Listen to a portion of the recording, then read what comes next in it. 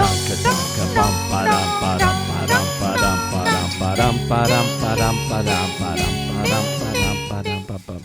Welcome to the Hallmark After Show 2020 podcast, ladies and gentlemen. Hi. I'm one of your hosts, Will Carey, and joining me is as you've come to know her from the first 3 episodes, my lovely wife, Chelsea Connor. How are you, dear? I'm excellent. How are you? I'm fantastic. I'm feeling hopeful. I'm feeling optimistic. I am so excited to talk about our 4th premiere of the season today. Me too. And it's a balmy 72 degrees in New York City. Christmas weather.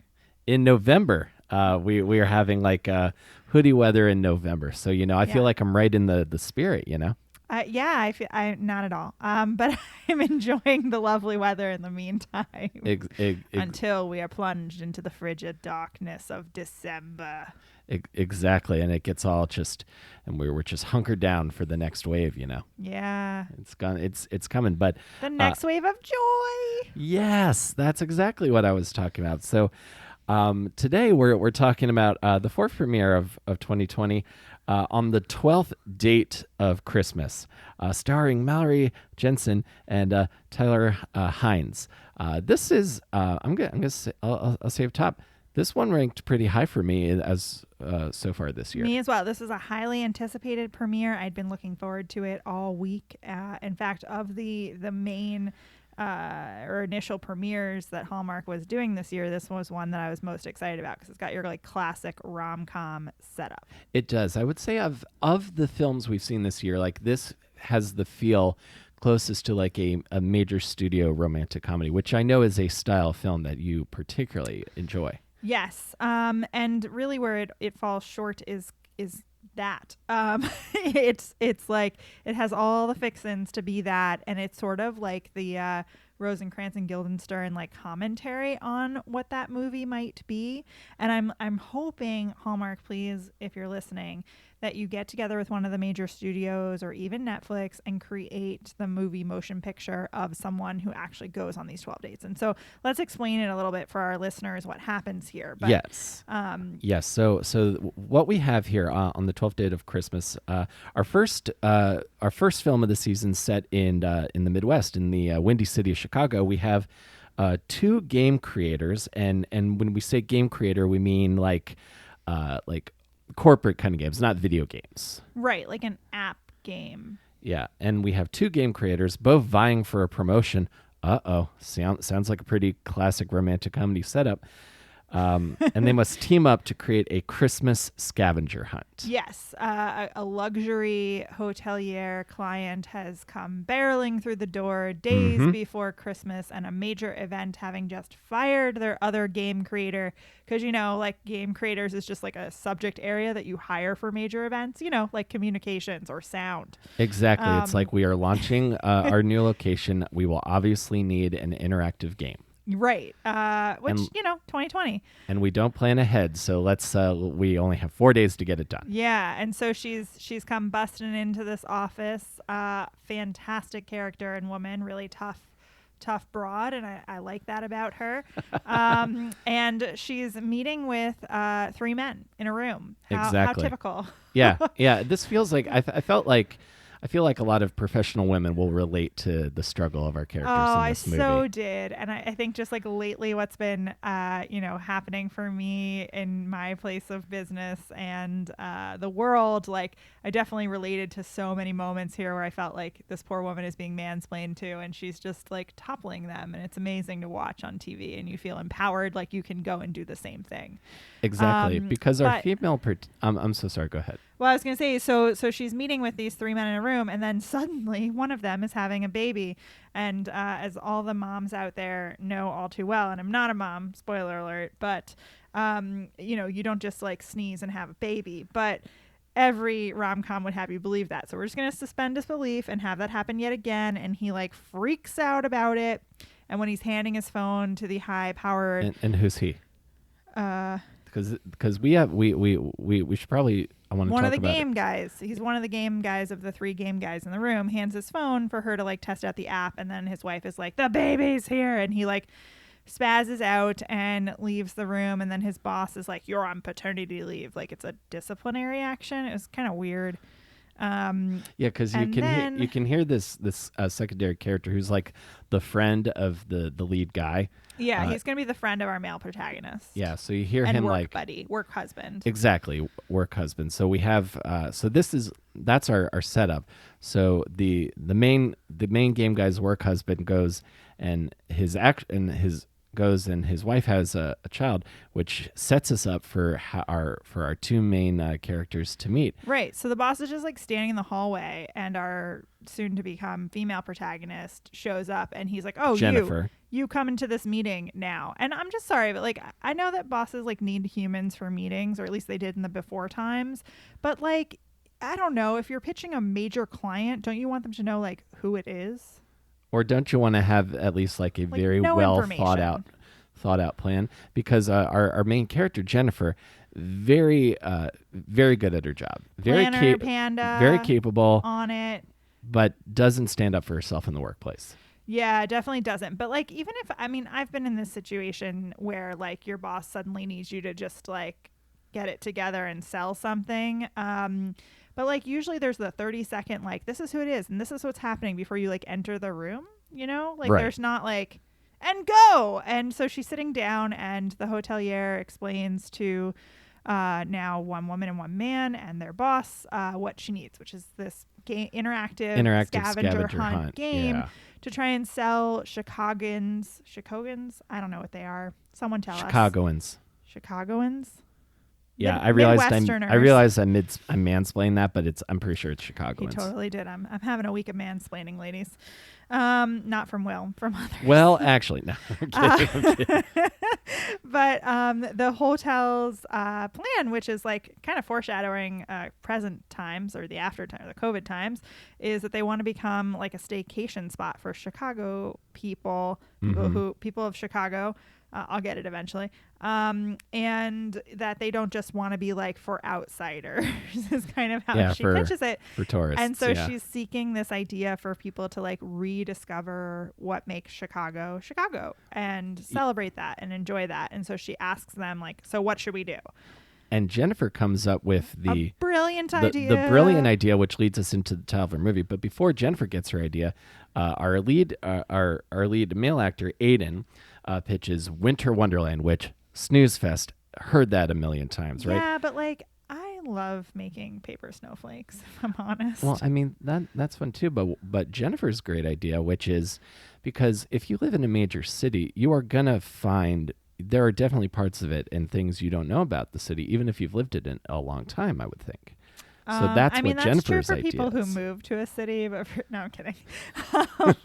You I know have just heard everything about New York City. you have just picked up on a through line from in Chelsea and I's relationship. He's not from here. I am not from here, but I've been here for a long time.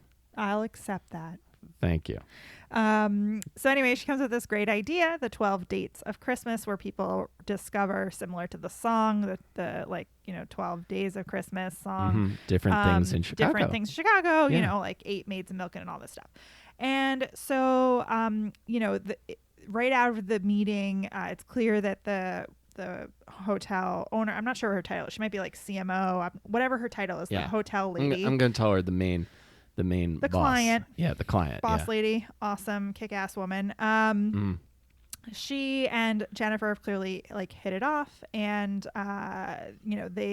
Jennifer starts chatting with Aiden about what should they do from here, and he's like, I don't really work well with others. Yeah, he's a real grumposaurus. Total Grinch. And he's like, why don't we all come up with our own ideas individually, and then we can come back together. And I should also mention the hotel boss lady has told them she doesn't just want 12, she wants 36, so that she has the ability to choose. Exactly. And so basically they each have to come up with 18 different date ideas for scavenger hunt spots around the to city. pitch her. So the next morning, classic client move. Anyone who's ever worked in client relations or in consulting, client calls, it's like 9 a.m. and it's like, I want to meet you for lunch and talk about your ideas. I'm sure you have great ideas because you've like instantly come up with them. Exactly. And Jennifer and Aiden were chatting about like what their ideas were, and they really didn't have very much, it seemed. I mean, Jennifer had some interesting ones and he had like one idea. But Aiden, Group projects, am I right? I know. I hate the Always, slackers. always It's somebody always the men riding too. coattails. Well, yeah, Yeah. it Slacker men. absolutely is. Hashtag slacker men. But anyway, so and Aiden like doesn't man up and tell her like, no, we can't meet today. He's like, sure, we'll meet later. And so they plan a 2:00 lunch, which gives them 5 hours to come up with their list of 36, of which they have none. And Aiden yet again Not is working like, well. Not working well. I with don't others. want to work with you. We'll go about our own ideating, thinking, ideating, brainstorming, Yep. and meet me at the hotel at 2. Mm-hmm. So Jennifer, being Jennifer, works better in like groups and settings and in experiences, which I appreciate. Comes up with better work when she works with other people. Yeah. She goes out and like tries to experience some of these dates and ideas that she has thought of. He sort of sits in his office with a little pen and paper. They meet at the hotel. Of course, she's running late, and they sit down at the table and yet to have discussed their brilliant ideas. Mm-hmm. I think they pitch her on a handful of them, Yeah, and she 8 approves of them. the 12, I think. Yeah, I don't know, and she approves she them. likes. I think most of this is just to get the movie to move along, but they're missing, a handful of dates, and she likes the idea and has approved it to like move ahead in principle. Mm-hmm. But I guess like given that they weren't working well separately, Jennifer proposes that they go out to some of these neighborhoods that are missing from the list. Right, and try to find some of Right. these extra dates, which is really like when you hear 12 Dates of Christmas, you imagine the whole movie is them going on each of these Right, dates. which is the motion That's what you would feature want. film that I want. So Hallmark, if you're listening, Netflix, if you're listening, I would love nothing more than a movie that was like 12 actual physical dates of Christmas. They could be with different men if you're like wanting to be a little bit more promiscuous. They could also be with the same person and then they fall in love and have babies and whatever. But Depends if you want to go for PG-13 I like want or to R. enjoy I don't know if it's R to like sleep with 12 men. Wasn't there that Anna Kendrick movie that was like, what's your number? I don't remember that one. I know Where what you're she, like, talking goes about. through, But and there's some article. It's like you can't go above 20, and she like revisits the 19 losers that she dated to see if she can find one to. I thought that was Anna redate. Faris. That's what I mean. Yeah. No. Yeah. I'm not great I with know names. the one you're talking about. But The blonde one. But and then the actual parts where they're coming up with ideas to fill in these remaining dates because they need 4 more Right. are actually quite charming. Like they come up with interesting spots around Chicago and things they go to. What I thought was a major cultural shift, they go to a cider distillery. Yes, and for those who don't know, Will and I almost got married at a cidery until the pandemic came. It's true, we did. We love hard cider, so the fact that it was like making a mainstream appearance really brought us joy. Yeah, because On a normally it'd just personal be level. because normally it'd be like a regular brewery, but now cider is a part of the zeitgeist. Yeah, or like a winery or bar or whatever. But they, they come up with these really cute dates. There's like a sip and paint night. There's a Classic. going to a French restaurant and making a bouche de Noël. French things are romantic. And they all rhyme with the like 8 maids a milking, Yeah. 7 songs a swimming, 8 geese a laying. I don't know. And then there's the turtle race one that's on the side of a Chinese 2 candy turtle store. doves. Yeah, there's like turtles with wings, and they come. It's really clever. Like I want to go on this scavenger hunt. My one criticism, Oh, a critique. among all of them, all the other ones that I have that I want to point Yes, out though right. and discuss heavily, Uh-huh. is so the idea behind the scavenger hunt is that you've spent all day doing these 12 dates, which are heavily involved. Like a paint and sip thing takes an hour. I assume creating a bouche de Noël takes an hour. Like they all seem to take a substantial amount of time. Some of them are simpler, like buying a cup of coffee for somebody or listening to do a some good bells deed. or whatever. But like there's a lot that are very heavily involved and take time, and I assume transiting the city in the middle of winter. And then you end up at the last clue is at this party where you have 12 drummers from a local school, and then it's a party at the hotel to try and entice you to stay at the hotel, and the grand prize is like a weekend stay at the hotel. But Yeah. my point is you're supposed to be running around the city. You got like frosting in your hair. Maybe you've spilled the hot cocoa that you bought. you've painted, you got like paint on your hands, and then you're supposed to show up like perfectly coiffed to a party. Yeah, and not only that, but the last couple of dates are oddly time specific and Yeah. location specific. Like you have That's to watch a bell ring Yeah, this was at like my 5 o'clock. my Yeah. big complaint, and Will was just about to mansplain it away from me, but I will not let him, ladies.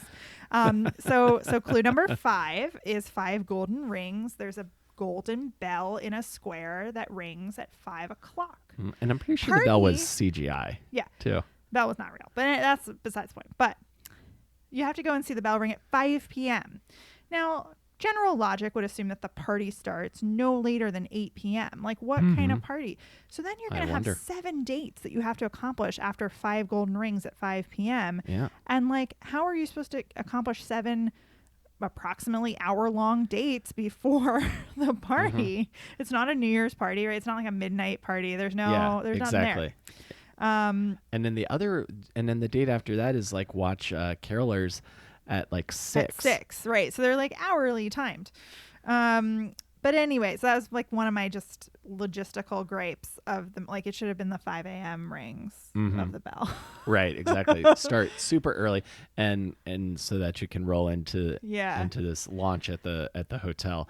And now while all that's going on, we also have this I'm going to say, I don't even know if unnecessary is the right word, but a B story that kind of is just kind of there.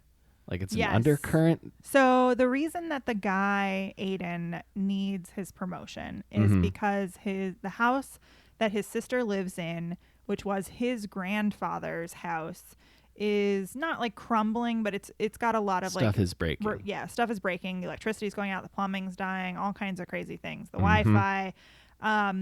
Just in bad shape, although looks impeccable and beautiful, I will say. Yeah, well, it's that Hallmark And magic. That's why he wants this promotion, and that's why he wants to do really well. And so he's like meeting with architects throughout this. Well, he's trying to figure out solutions. And meanwhile, Jennifer's desire for the promotion is so that she'll feel like she belongs in Chicago.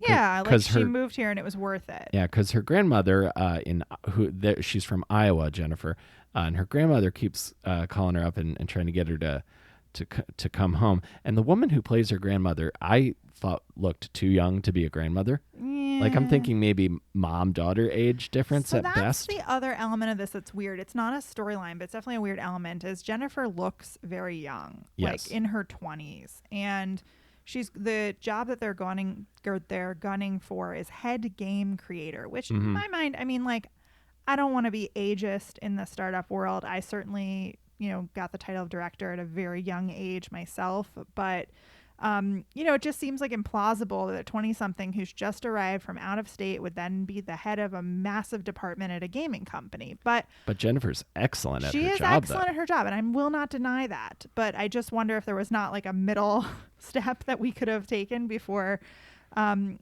up to head game creator. But, she wants it for her own passion. She's super young. She lives in this gorgeous apartment, which Will has some quabbles with. Yes, I think her... because she lives with her roommate, so that's understanding. But I have had roommates, and I know people who have roommates, and the apartment that these two share is like a grown-up apartment. It's not the kind of apartment that young 20-somethings, and I'm gonna go say across gender have. Maybe it's different in Chicago. I'm gonna disagree. I don't know. Some folks who have jobs and are well-adjusted can have fabulous homes, and I would say it's more a critique on Will's friends. Well, having spent so many years like in the trenches of the comedy world, like I love you all. I know. Well, I do know some. I know people in various stage of recovery who are in various stages of recovery from substances, and I also know. And I know lots of people, and then I know also. Well, the recovery part's the happy part. They're on the upswing, but then I also know lots of comedians who can't function. Like I was we talking. We love you all. We will feed you anytime. You're always welcome on our couch. Well, if I can digress real quick, on my other podcast, I was interviewing a comedian, Rojo Perez, and we thought a brilliant idea that we would probably need some help with would be like a home ec class for adult male comedians. Oh, I would love to do that. Please. Oh my God. And all the other comedy moms out there, I know you know who you are. Like, please help me and let's do this. I think Rebecca would be all over Yeah, this. I was gonna say Trent. Rebecca Trent.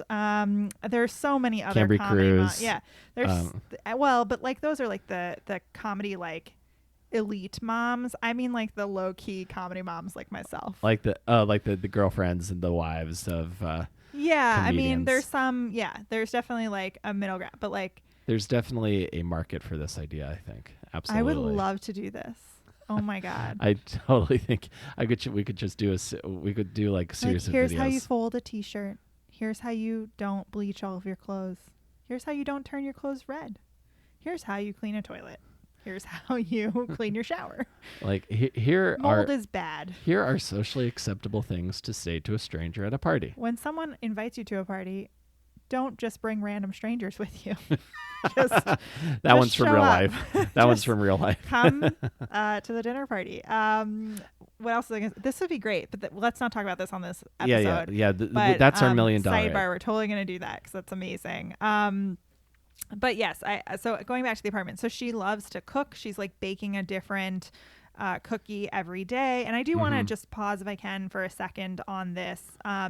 I love to cook and bake too, and I think there are people I work with and people I spend time with who know that that's like a genuine passion of mine. And when they're like, when they tell me to like, what am I, or ask me what I'm cooking, it's like out of genuine interest. Right. But ladies, don't stand for someone to tell you just go bake something and calm down. Yeah. Because that's just not acceptable. That's some bullshit. That is some sexist And I bullshit. was worried that that's where this was going to go with this poor woman, because she is constantly bringing baked goods to the office. Her boss even says to her, like, bring some for the rest of the class next time, things like that, that are just Right. kind of like wholly inappropriate. But Yeah. she does that, and I appreciate it, because like baking can be soothing, and just the sheer fact of like measuring and kneading dough and like painting beautiful icing onto cookies and things can feel very creative and artistic. And I think she's a very creative and artistic individual, because that's why she's gotten into this Very much so. job. And her pitch for getting the promotion is that through this job she likes to bring joy to people. And I thought that was Joy really is nice. good. It was a nice message. It was a good thing to talk about as like a reason for having a job. I think everyone really just wants to find their purpose in this world, and they want to make an impact, or they want to bring beautiful music into the world, or comedy, or art, or change the world and make it better for other people. I mean, whatever your passion is, you just want to like find it. And it was just nice to see in one of these movies where a female protagonist who is overworked and underpaid and deserves a promotion is actually doing something she loves instead of something she hates. Yeah, exactly.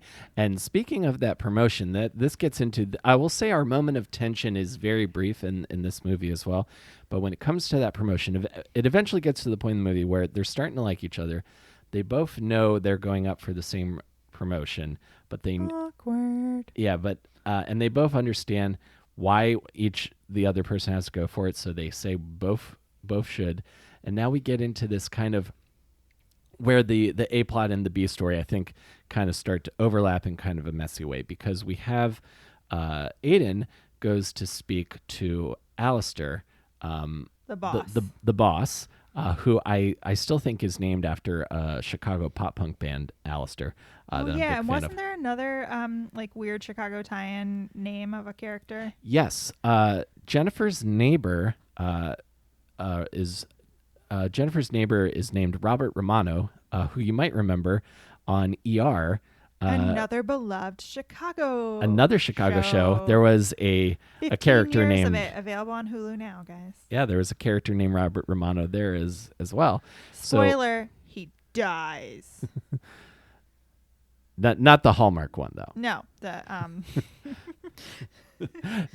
Talk about dark this turns. episode is dark, guys. Talk about dark turns. No, so we're bringing joy. It's Hallmark. Remember, we are. joy. Yeah, so we have some miscommunication over the promotion. At initially, they both Aiden and Jennifer think Aiden's going to be offered the promotion, but then Aiden goes and talks to Alistair, and he says, "You know what? I think you need to give Jennifer the promotion. She did all the best work on this campaign. She would be great at it." And Alistair's like, "Oh, I'm glad you think that, because I am going to give Jennifer the promotion." Or like, "I'm going to give you a different promotion to this other. I'm going to give you this other promotion."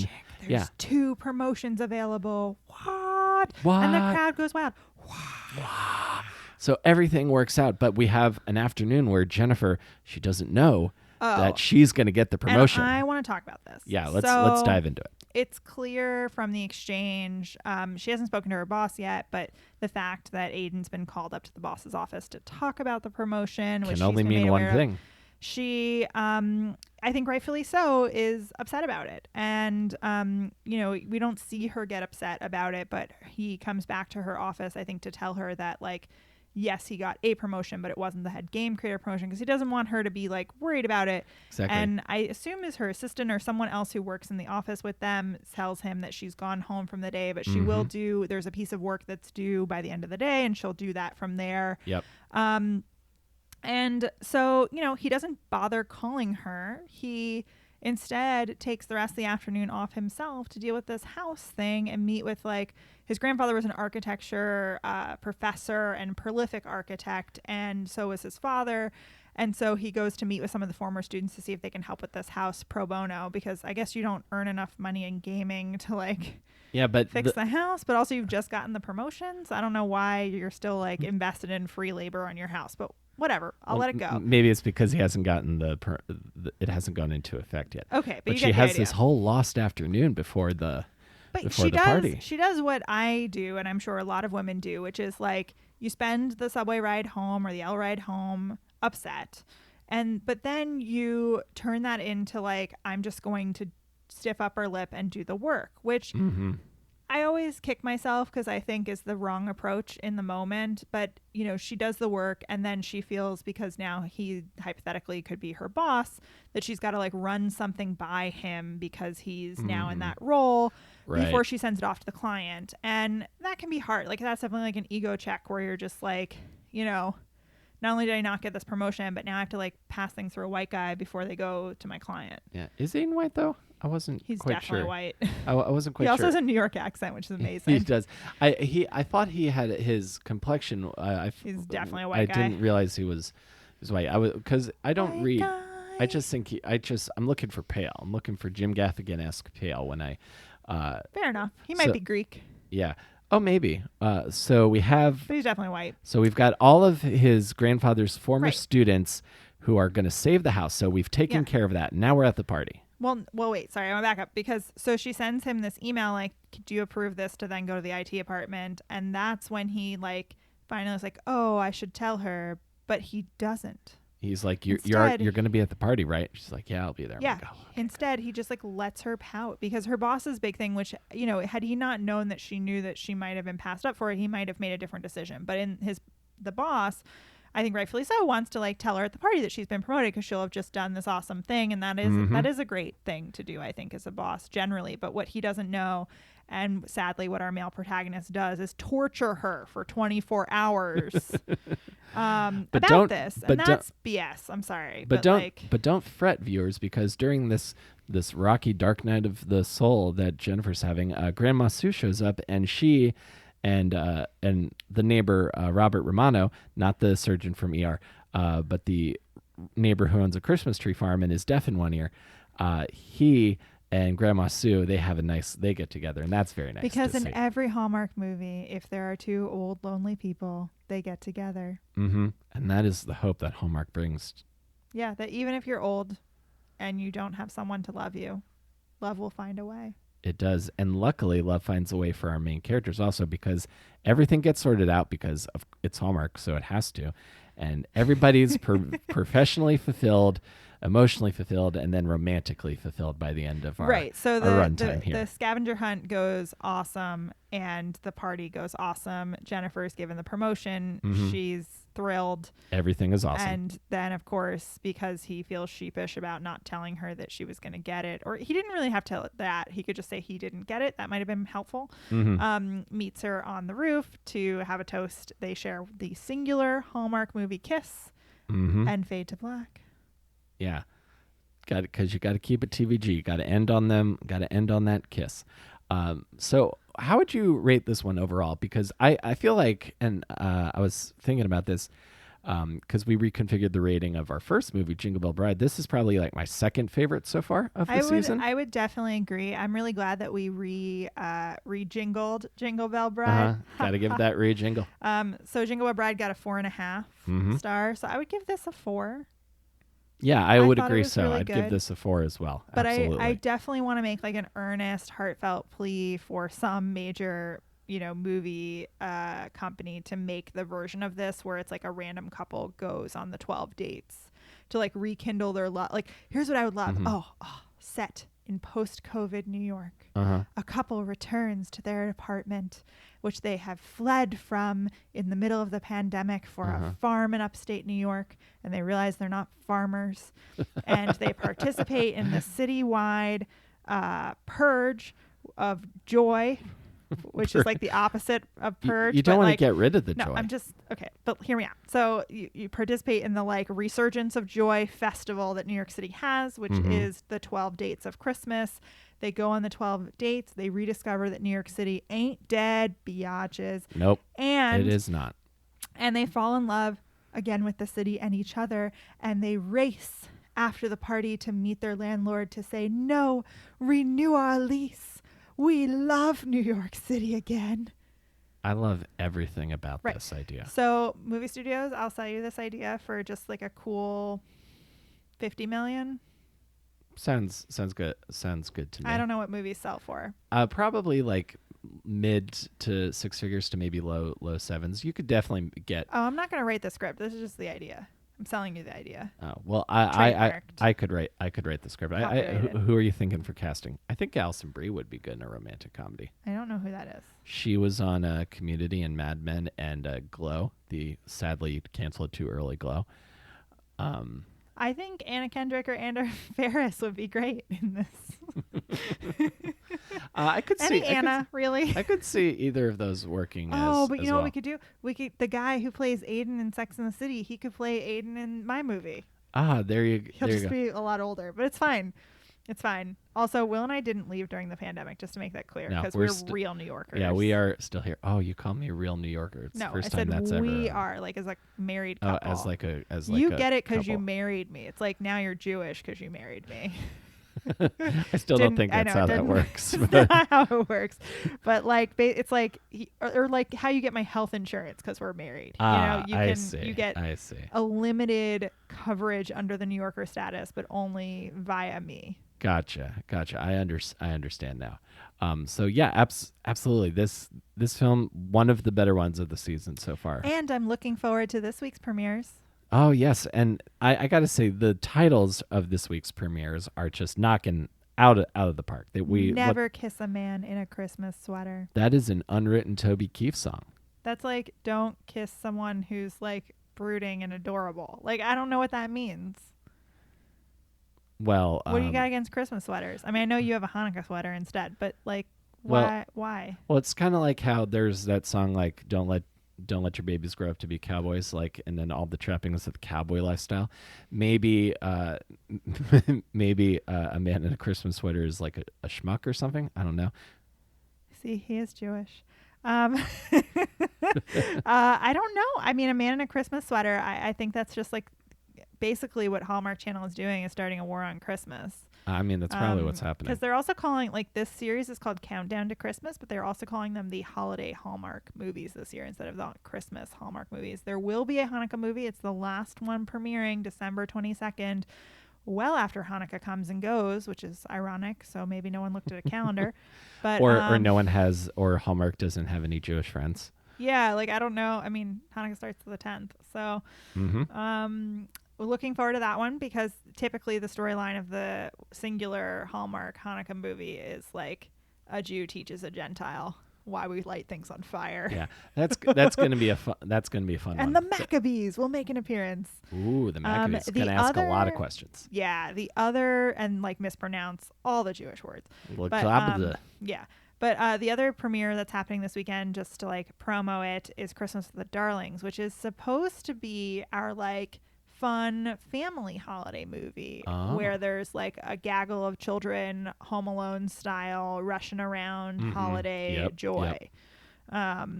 So looking forward to those things. Thank you all for listening and tuning in. You can find us on all the social medias at Indeed. Hallmark Pod on Twitter, at Hallmark After Show Podcast on the gram, Hallmark 2020 After Show on the Face Libre, the Facebook. Indeed. And I'm on Twitter at Comic Will Carry. And you can also find my other podcast, Between Awesome and Disaster, as well, where I interview comedians and pop punk people. And I'm not famous or important, but you can find me at Chelsea Connor. You are very famous and very important. Shall we sing the theme song, dear? Oh, guys, did you love our intro? It's Yeah, amazing. it's And a we're pretty going to great sing every intro. time now because we sing it throughout the house. So enjoy our dulcet tones. La la la la la la la la la la la la la la la la. Dum dum dum dum dum dum dum dum dum dum dum dum. Bye. Bye.